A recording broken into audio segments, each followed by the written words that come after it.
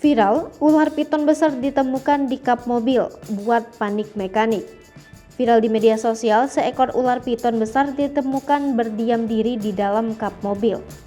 Hal tersebut baru diketahui setelah sensor kendaraan tidak bisa berfungsi. Diketahui peristiwa tersebut terjadi di kota Nilai, Malaysia pada Kamis 21 April 2022.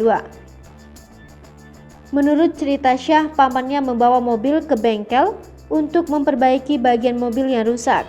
Ketika mekanik membuka kap mesin, ternyata ada seekor ular piton besar mendekam di dalam mesin. Kemudian, Syah mengimbau masyarakat untuk membuka kap mesin dan memeriksa bagian dalam sesekali. Hal tersebut dilakukan untuk memastikan keamanan dan keselamatan saat mengemudi. Syah menceritakan bahwa pamannya meninggalkan mobil semalaman di dekat Mesa Mall di Negeri Sembilan. Akibatnya sensor roda mobil tidak berfungsi dan paman Syah tidak bisa mengemudikan mobil. Keesokan harinya mekanik datang dan menderek mobil ke bengkel untuk diperbaiki. Dan ketika membuka penutup mobil, mekanik pun menemukan seekor ular piton berukuran besar. Mekanik kemudian langsung menghubungi APM yang membantu mengeluarkan dan membawa pergi ular tersebut.